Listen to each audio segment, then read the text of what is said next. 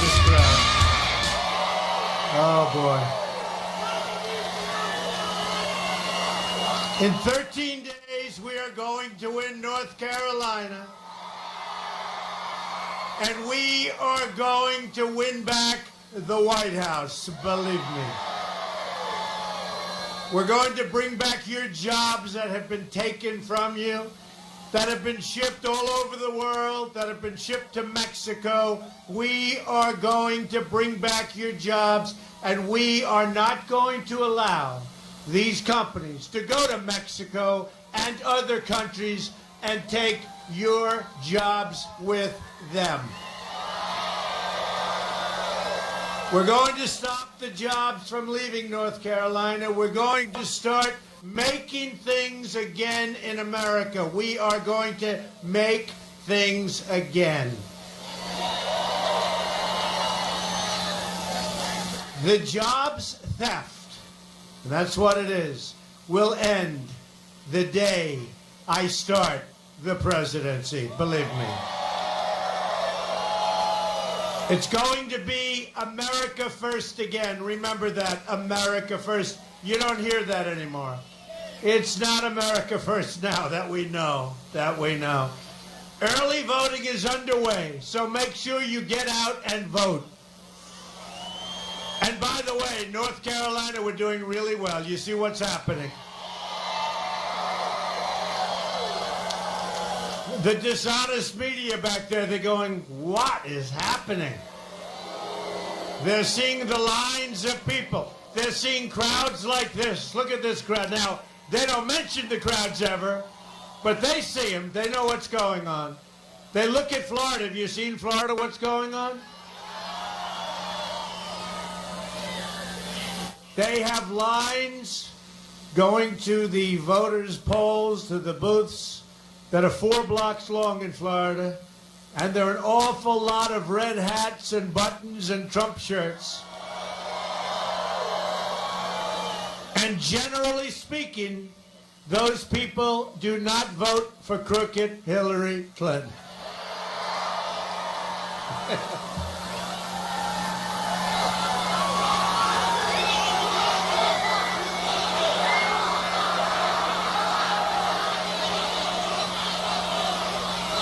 What a group. I love North Carolina. You know, I have a great property near Charlotte, very successful. That means I pay a lot of people. I pay a lot of employees, but I'll tell you what, we have great people. This is a great, great state, and we're going to make it even better. We're bringing back your jobs.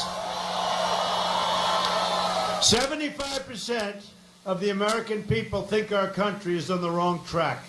That's an easy one to figure, isn't it? We're going to fix it, and we're going to get our country back on the right track, and it's going to happen very quickly. Real change begins with immediately repealing and replacing the disaster known as Obamacare.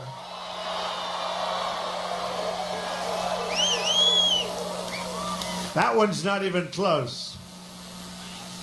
And Hillary wants to double up and triple up. What a disgusting situation. And it was no good. It was no good the day it was conceived. Remember Jonathan Gruber of MIT? He said the American people are stupid to have approved it. Unfortunately, they had an iPhone going. You know, that's nice.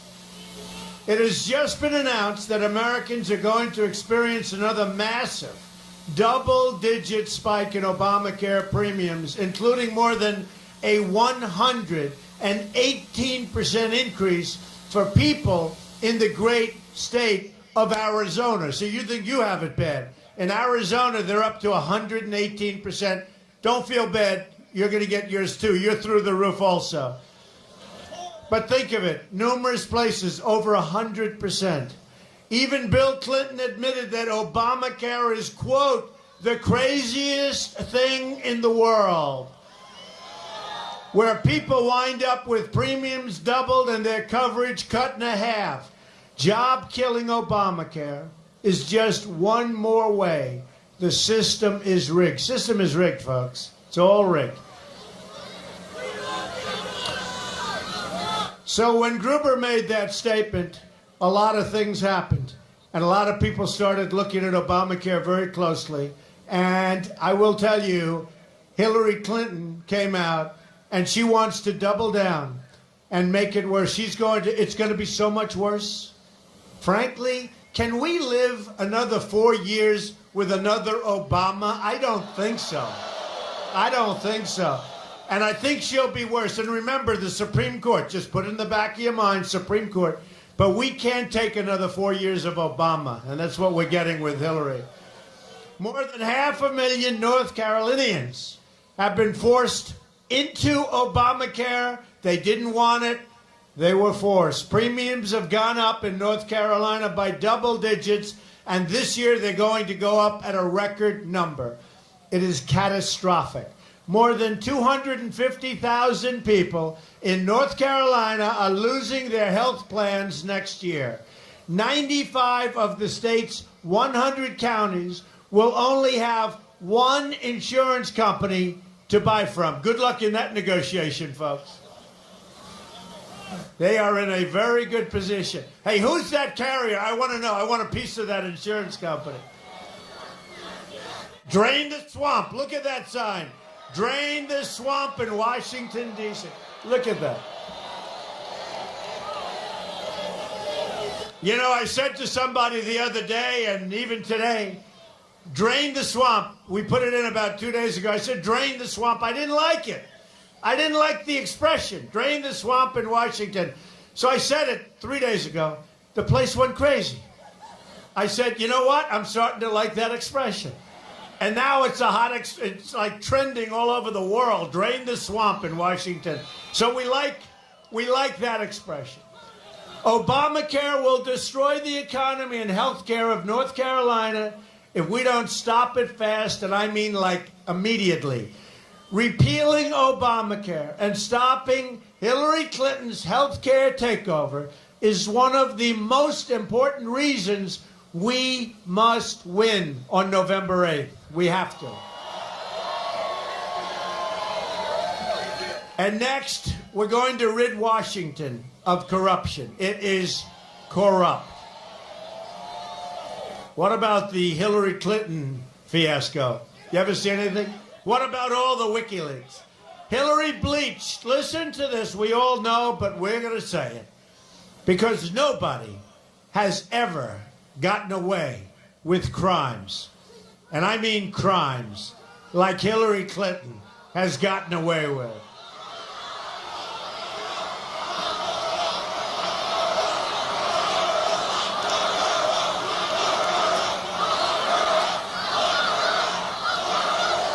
Hillary bleached and deleted 33,000 emails after getting a subpoena. She got a subpoena from the United States Congress. She said, whoa, we have a problem. She deleted and bleached. Nobody bleaches. Sophisticated people said, we've never heard of it.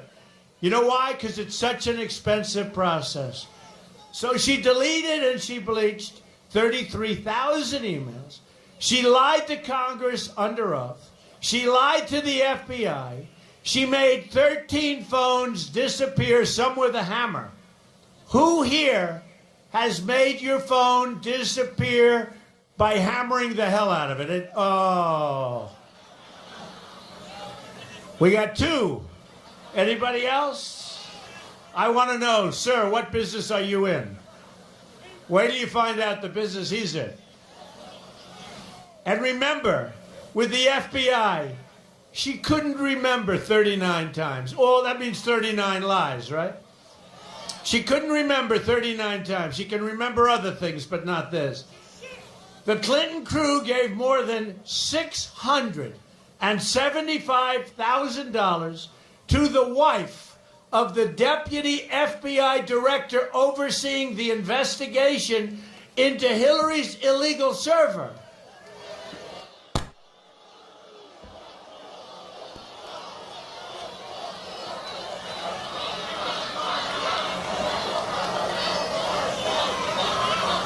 That's all right. Leave him alone.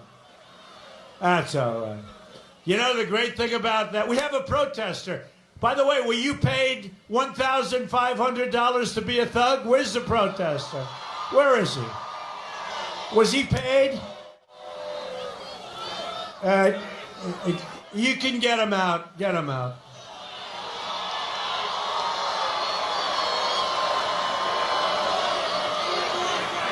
Out.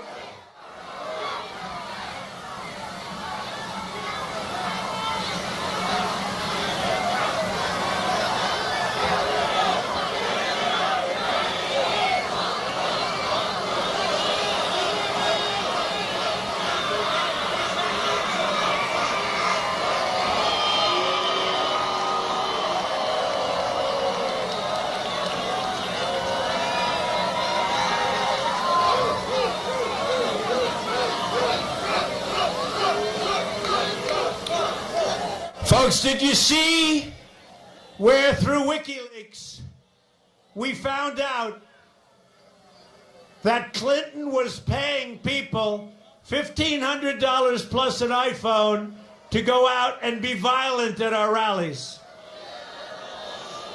Okay? It's a disgrace. It's a disgrace.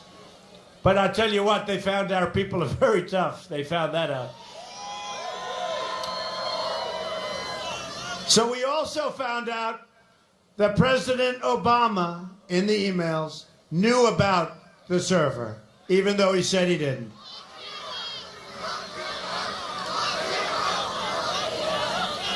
The criminal conduct of Hillary Clinton threatens the foundations of our democracy. There has never, ever been a situation like this, and the emails are just a part of it. We're going to turn it all around.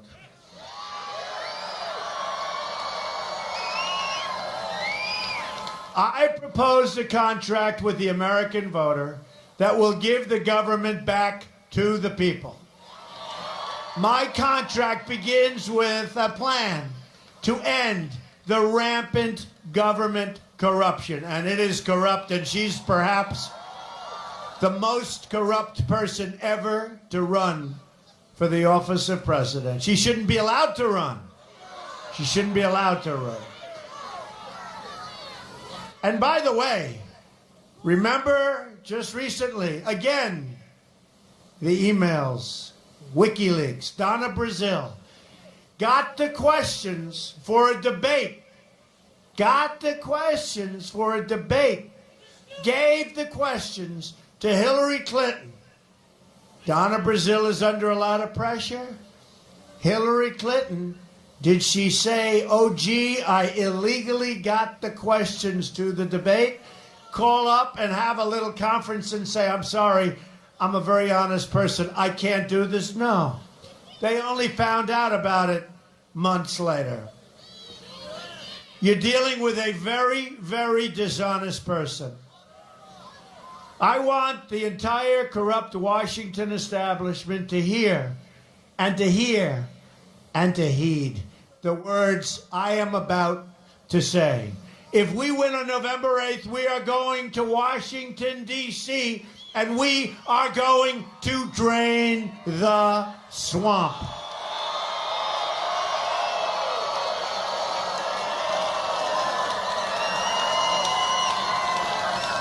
That includes a constitutional amendment to impose term limits on all members of Congress. At the very core of my contract with the American people is a plan to bring back American jobs. We've had it. We're going to bring back our jobs. And you really know what I'm talking about in North Carolina because you're one of the greatest victims of all. We're living through the greatest jobs theft in the history of the world. The greatest, think of that. The greatest jobs theft in the history of the world, not just here. Look at New England. Look at New York State. Look at Pennsylvania and Ohio. Look everywhere. North Carolina has lost nearly half of its manufacturing jobs since NAFTA. Can you believe it? Half of your jobs. A deal signed by Bill Clinton and supported strongly by crooked Hillary. Remember, every time you see a closed factory or wiped out community, the Clintons really did this to you. NAFTA was a disaster. But listen to this. I always say it looked like a typo. They made a mistake. It can't be possible. We've lost 70,000 factories. Now, I thought they meant 700 factories. Maybe 7,000. We've lost 70,000 factories since China entered the World Trade Organization. Another Bill and Hillary-backed disaster. The trade policies of Hillary Clinton have been devastating for workers, unions, companies, and communities throughout North Carolina. Stanley Furniture moved its production from Robbinsville, laid off 400 workers, and moved their jobs to Southeast Asia in 2010. Congratulations, Southeast Asia. They wouldn't be doing it if I was president.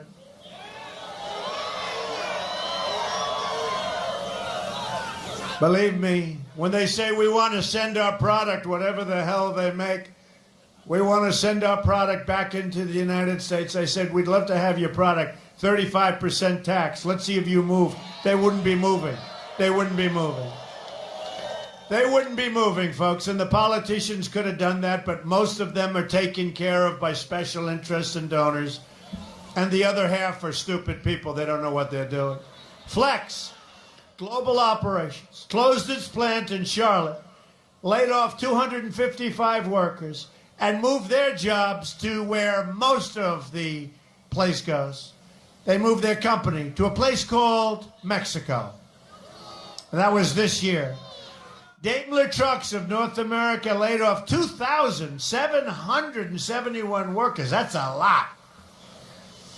In North Carolina, in 2016, after opening a major plant in Mexico. Steelcase Inc. shifted its production to Mexico, laid off 264 workers in North Carolina in 2014. Leviton, I buy those switches. I'm not going to buy them anymore. I didn't realize this. I buy a lot of Leviton switches. I'm not buying them anymore. Closed its light switch factory, laid off up to 200 people, and moved their jobs to Mexico in 2009. Dell closed its plant in Winston-Salem and laid off up to 1,000 employees and moved their jobs to Mexico and other countries. I have a friend who builds plants. He is, I believe, the biggest in the world. And I said, how are we doing? He said, Donald, we're doing fine. How's your company? Unbelievable. I said, how's this country, our country, the country we love? And he loves this country. He's an American. How's it doing? Not good. I said, well, how are you doing well? He said, I am building the greatest plants anywhere in the world in Mexico. I said, oh, that's great. That's wonderful. Folks, we're going to turn it around, and it's going to turn around so fast. Okay? It's going to turn around so fast. Under my contract, we will immediately bin, and we have to do this. We have no choice. And it's going to be so much fun. I love this. We will immediately begin renegotiating NAFTA. That has been a one-way highway. The money, the jobs, the plants, the factories leave our country. We get unemployment and drugs. So we get the drugs, we get the unemployment, they get the cash, the jobs, the plants. What a disgrace. And you know what? People don't even know it. It's very complex, but they're under a VAT tax system. So it's about a 17, almost 17%. So what happens is every time we make a deal, because we have a different system, we pay 17, they pay nothing. So the agreement has been defective for years and nobody ever changed it. That's why you never see anybody coming the opposite way. It's always jobs moving to Mexico. You never see, because it's a defective contract. They signed a defective contract just there. You're at a 17-point disadvantage before all of the other disadvantages kick in. Does that make sense? It's a defective contract, and nobody did anything about it for years. Oh, are we going to do something about it? It's going to be done. And I met, as you know, 2 months ago, I met with the president of Mexico. Nice guy. Nice guy. And we're going to have a very good relationship with Mexico. Oh, we're going to build the wall. Don't worry about it. This guy. Believe me. We're going to build it. We have to build the wall. We have to build the wall. We've got to stop the drugs from coming into our country and poisoning our youth. We're going to build the wall 100%. Mexico's going to pay for the wall. They don't know it yet, but they're going to pay for the wall. Believe me. But their leaders, their politicians are smarter and sharper than our politicians. We use people to negotiate our deals. The biggest deals in the world, like with China. What China does to this country is unbelievable. We use political hacks to do our negotiating. They have the smartest people. They have like this pyramid, right? From the time they're in first grade, they take the smartest, the smartest, the smartest. By the time they get to the top, you're dealing with very smart people. Unfortunately, they're not dealing with very smart people. And we have a massive, almost $500 billion trade deficit with China. We have an $800 billion trade deficit with the world. That's all going to end, folks. We're going to have free trade. But we're going to have fair trade. It's going to be fair trade. It's going to be a two-way street. And with NAFTA, if we don't get the deal we want, we will terminate NAFTA and get a much better deal for our workers and for our companies. 100%. 100%.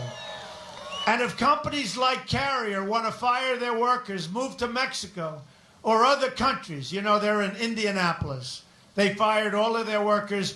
And it was right around the time of the primary. And boy, I'll tell you, those workers were great. They followed me. They went to so many of our speeches. And remember, that was going to be the great firewall. That was going to be where they were going to stop Trump. Now, I had Bobby Knight helping me. That's awfully good in Indiana. The great Bobby Knight. But we won Indiana in a landslide. And by the way, speaking of Indiana, Governor Mike Pence, great guy. Great. Great guy. Good choice. It's an important choice. Did we pick better than her, by the way? I watched their debate. That one wasn't close, and neither was mine with Hillary. That we beat her badly. We beat her badly. And you saw Biden today, right? Oh, I'd like to get Donald behind the gym. Oh. I dream about that kind of stuff. You know, Mr. Tough Guy. He's a real tough guy, folks. I would dream about that. So they ship their products back into the United States. See, he ought to be tough like that on trade. He ought to be tough like that on so many other things where we're getting ripped off.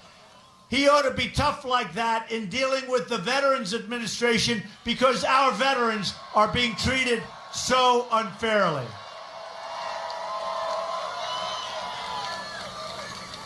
So we'll put on a tariff, and believe me, they're not moving. They're not. Companies like Apple will start making their iPhones and other products inside the United States. You watch. You watch. You watch. Everything's in China and Vietnam. I mean, you know, they say Apple. Isn't that wonderful? But they make everything outside. They will start making product, and so will other of our great countries. We will get companies to make product inside the United States. Wouldn't that be nice? And by the way, no shipping, no this. I mean, there are a lot of advantages, but we're going to get it. As part of our plan to bring back American jobs, we will lower taxes on our businesses from 35% down to 15%, going from the highest tax nation in the world to one of the lowest. I'd like to make it the lowest, but you can only go so far. Maybe someday. We will be a rich nation once again. We will put so many people back to work. But to be a rich country, we must also be a safe country. Crooked Hillary Clinton unleashed ISIS and unleashed death and suffering across the Middle East, and now the terrorism is spreading into our country. She wants, in her words, to have totally open borders, which would destroy America's middle class, and, by the way, destroy our country when you have open borders. You know, 600,000 people could be, if you look at it, the kind of numbers that they're talking about, millions more African-American incredible workers will be put out of work. They are so badly affected by the policies of Obama and Clinton. And I don't even know if they realize what they're doing. Hillary wants to increase Syrian refugees by 550% coming into this country. That's on top of the thousands and thousands and thousands already coming in. And these are people we have no idea who they are, where they come from. Believe me, folks, we are not doing that. The refugee plan would leave us with generations of terrorism, radicalism, and extremism inside of our shores. A Trump administration is going to suspend immigration from terror-prone regions of the world and will suspend the Syrian refugee program. And let me state this as clearly and nicely as I can. If I'm elected president, I am going to keep radical Islamic terrorists the hell out of our country. I will also secure and defend the borders of the United States. And yes, we will build that wall that you're talking about. We'll also cancel all funding for sanctuary cities. Horrible. Hillary strongly supports sanctuary cities like the one that killed Kate Steinle, San Francisco. Thousands of Americans have been killed by illegal immigrants. In January of last year, Grant Ronebeck, 21 years old, magnificent young man, was working at a convenience store in Mesa, Arizona, when he was viciously murdered in cold blood, shot point blank by an illegal immigrant with a long and vicious criminal record. People said, please don't let him into society. They did. He killed Grant violently. Another American murdered in cold blood was 25-year-old Spencer Golvac. He was sitting in his car at a stoplight after dropping off his girlfriend on his way home. An illegal immigrant in a pickup truck pulled up to him beside him and shot Spencer directly in the head. No warning, no talking, no nothing, no reason. The killer had a lengthy criminal record and had been deported 4 times. So many people said, don't let this man out. Get him back to his country. Get him out of our country. The Obama administration refused to do it. I've spent a lot of time with Spencer's mom, Julie. I have a message for the cartels, the drug dealers, and the gang members. When I win, your long reign of crime and terror will come crashing to an end quickly.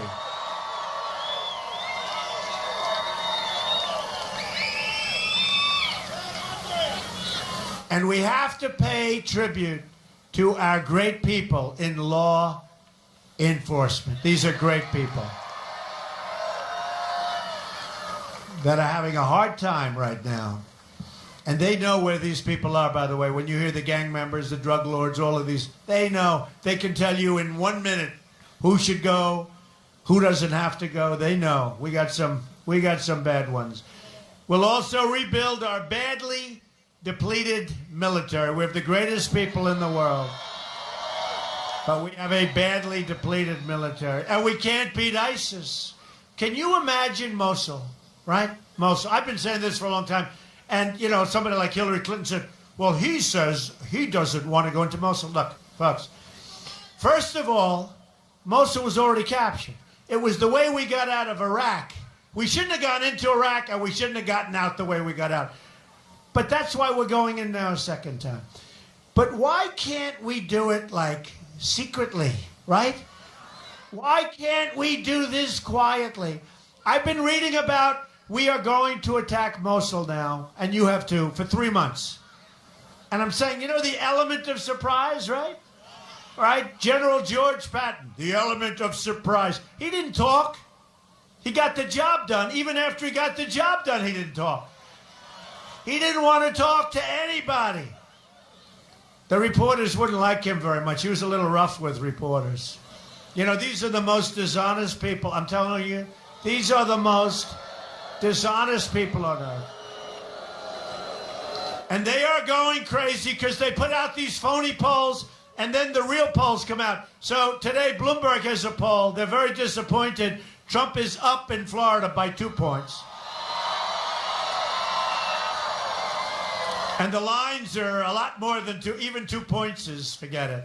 The lines are through the roof. Same thing's happening here. You see what's happening here. The lines, those beautiful, beautiful lines, right? It's happening all over the country. Happening all over. But they're very dishonest people.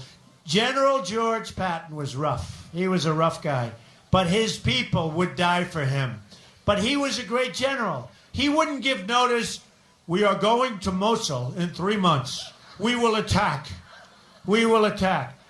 And some clown from some institute came out today. Why is Donald Trump saying that about Mosul? Hey, folks, I will put my thought process against these people anytime.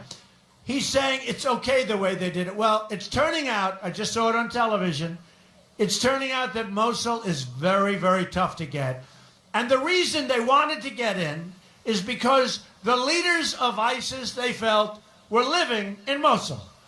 But here's the thing. They were supposed to be the JV, according to Obama, remember? They started out as a little group, a little band of men, in this case men. They started out as a little band of men. The JV became a horrible, horrible worldwide threat. And now they are ensconced in 32 nations. And then I hear Hillary Clinton, who I call a very low-energy person. She's going out and saying, what does Donald Trump know about this? Look, folks, when you're looking to take out the people that are leaders of ISIS and they're ensconced in Mosul, you don't announce it 3 months before you attack. You use the element of surprise and you knock the... You say it. What's the word? And you knock the hell out of them. Boy, oh boy, what a bunch of amateurs. We have amateurs in the White House. We have amateurs as leaders. And honestly, I think there's so many things. You could, whether it's the horrible trade deals, the loss of these jobs. We have no growth in this country. You see that. You see the numbers. Our jobs numbers were announced last week. They were anemic. Anemic. No matter what we have, our military is depleted. Our vets aren't taken care of. We have stupid people leading this country. They're stupid people. You know, I'd like to use another word. I went to an Ivy League school. I was a very good student. But there's nothing better than the word stupid to describe these people. I mean, there's just no better word. I know many words. But we're going to change that. North Carolina will be a major part of this rebuilding effort, with new advanced fighters flying from Seymour Johnson Air Force Base.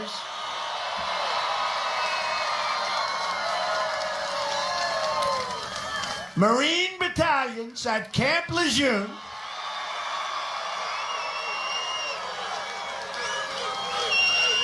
And here's a place that a few of you may have heard of. And a very, very beautiful replenished army out of Fort Bragg. North Carolina is also the home to more than 750,000 veterans. And I told you, the veterans are loving Donald Trump. They do polls on the veterans. I'm through the roof. We're going to take care of our veterans for once and for all. It's not going to be talk. We're going to take care of our veterans, our greatest people. We're going to give our veterans the right to see their doctor of their choice. They're not going to be waiting in line for 9 days, dying. 22 suicides a day. These are our great people. 22, think of that. That's an impossible number also to even conceive. 22 suicides a day. They wait in line for 4 days, 5 days, 6 days to see a doctor. A simple procedure or a simple prescription could solve their problem. They don't get to see the doctor. So they're going to have the right, if this happens, to walk across the street, see a private doctor, go to a private hospital or a public hospital, get themselves fixed up, and the United States will pay for the bill, and it's the cheapest thing we can do, and it's the best thing we can do. The veterans love Trump, and Trump loves the veterans, believe me. You better get out and vote. You better get out and vote, veterans, because we're dealing with a bad person. We will also change our foreign policy. And by the way, speaking of the veterans, she said the veterans are being serviced just fine. You know that, right? She is going to do nothing for the veterans, and she's going to hurt your Social Security big league, but she is going to do nothing for the veterans. Hillary Clinton gave us ISIS and threw the Middle East into turmoil. Do you notice? She gave us ISIS. She did. Her and Obama. Now she's telling you, I am going to get rid of ISIS. What the hell did you let him do this in the first place for? She's been there for 30 years. It's all talk with her. Nothing ever happens. Libya, Syria, New York State is a disaster. She said she was going to bring back jobs. It turned out to be just the opposite. So now she wants to start World War III in Syria against the nuclear-armed Russians. Great, great. You ever notice how tough she talks about Putin? Somebody said to me today, a very smart person, great business person, called up and said, you know, I heard her saying about Donald Trump and Russia. First of all, I don't know Putin, have no business whatsoever with Russia, have nothing to do with Russia. And, you know, they like to say, every time WikiLeaks comes, they say, this is a conspiracy between Donald Trump and Russia. Give me a break. You know, number one, they don't even know it's Russia. Who knows? It might be Russia. Could be China. Could be, if you remember, Sony. It could be North Korea. It could be a lot of places. But, you know, she always likes to. In the meantime, she gave Russia 20% of the uranium, right? She gave them 20% of our uranium. You know what uranium's used for? For a massive payment. And Podesta has some big deal in Russia, and they always like to talk about Trump. But we learned a lot about them from WikiLeaks. We learned in the emails, she said, and she has terrible, terrible instincts. Okay. So John Podesta, her top person, who I wouldn't want working for me, I tell you, he says so many bad things about her. Who minds? You mind if any of your people, like you have a top job, and you have a person, and they call you like not a smart person, you have bad instincts, you don't know what you're doing. I mean, I got to have a couple of these. But John Podesta said terrible things about her. But one of the things he said that was to me the worst, that she has bad instincts. So she's got bad instincts from her top person. Bernie Sanders says she has bad judgment. So who wants a president with bad instincts and bad judgment by the people that know them the best? What are we doing here? All of the following quotes come from either Podesta or Colin Powell. Hey, look, he's another guy. He did a great job, right, with Iraq. There's a guy, Colin Powell. He did a great job with Iraq. They wanted to get away with it. That was one of the quotes. They wanted to get away with it. You know, the whole email scandal. Her instincts are terrible. Apologies are like her Achilles heel. These are all statements made about her. She's totally programmed. She looked programmed. She has no opinion. Sometimes that would be a good thing in her case. Unbridled ambition and greedy. Everything Hillary Rodham Clinton touches, she kind of screws up. Oh, that's wonderful. That makes us feel good, right? To all Americans, I say, it is time for new leadership. Let's get the Clintons out of our lives. Everything will change in November. Just think about what we can accomplish in the first 100 days. We are going to have the biggest tax cut since Ronald Reagan. We will eliminate every unnecessary job-killing regulation which is destroying our businesses. We will provide school choice and put an end to Common Core. We're going to bring education local. We will rebuild our very depleted military, and we will take care of our vets. We will support the men and women of law enforcement. We're going to save, this is a big one for North Carolina, we're going to save our very, very troubled Second Amendment. It is under siege. And we will appoint justices to the United States Supreme Court who will uphold and defend the Constitution of the United States. Today I was in Washington, D.C., where I just finished building. This is before I started running for president, okay? Just so you understand. But I have a probably the best piece of land in Washington, one of the great pieces of land, the old post office. And I'm very proud of it. It's a great building. We built it into a hotel. It's on Pennsylvania Avenue, right between the Capitol building and the White House, right smack in the middle. If you're in the real estate business, there's an expression. Always try and get the post office because they were there first. It's the best located. So it's this incredible building.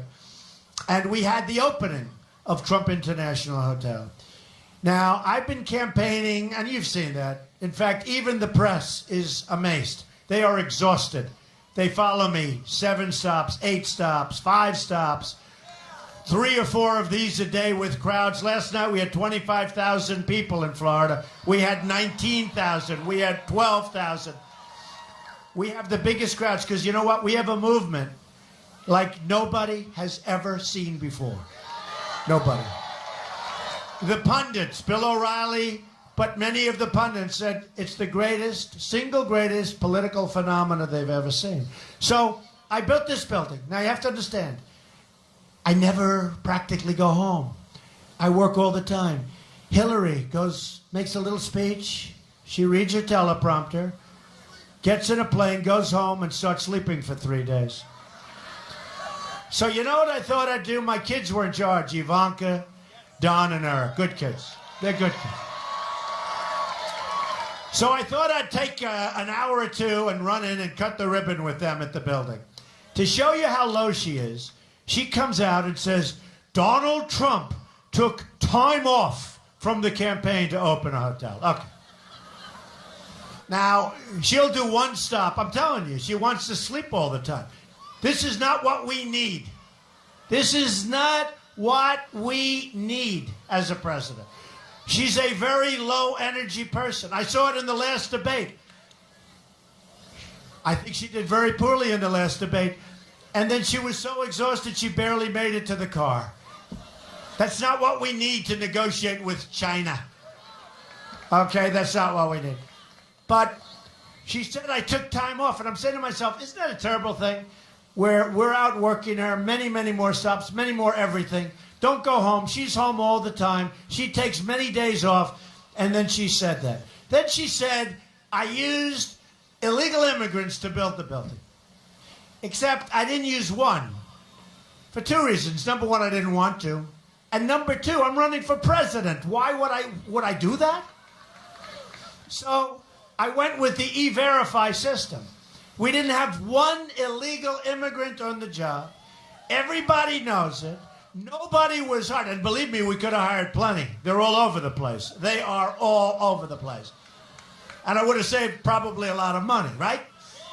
But I have the E-Verify system. I didn't hire 1 illegal immigrant to build Trump International Hotel on Pennsylvania Avenue. And then I see her, and then I see crooked Hillary saying he used illegal immigrants. They will say anything, folks. But the reason I did it, two things. When you have good children, you have children, good or bad, you want to support your children. My children worked very hard on that project. I wanted to be with them to cut the ribbon.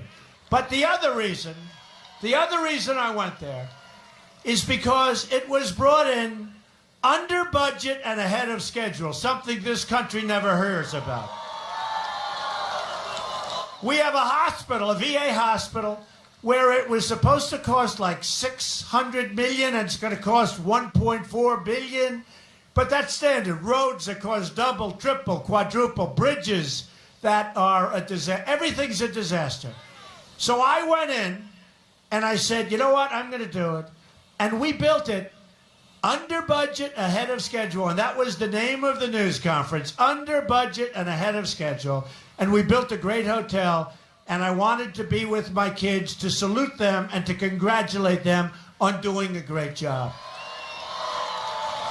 I then flew in to another great section of North Carolina. We had another great talk, and we've had a lot of fun. But I just wanted to set the record straight. All E-Verify, no illegal immigrants, no help in that regard, and we have a great thing. And including construction, we put literally thousands of people to work. And that's a great thing, because that's what our country needs. But remember, under budget and ahead of schedule, okay? So Americans are tired of being told what we can do, what we can't do, and what can't be done. That's all we hear.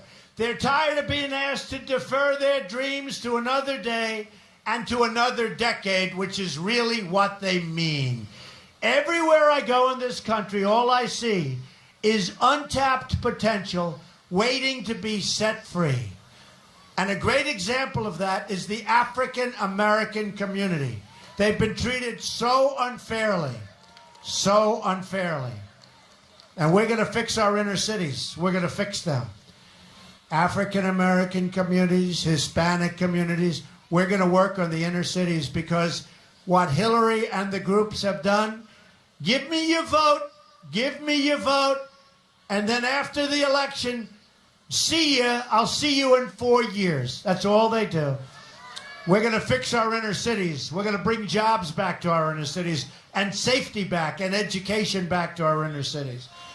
And we're going to do great with the African American community. We're going to do great with the Hispanic community in the election. But we will never realize that potential if we continue putting our faith in a broken political system that has let us down time and time again. Let's close the history books on the failures in Washington, and let's open a new chapter of success and prosperity.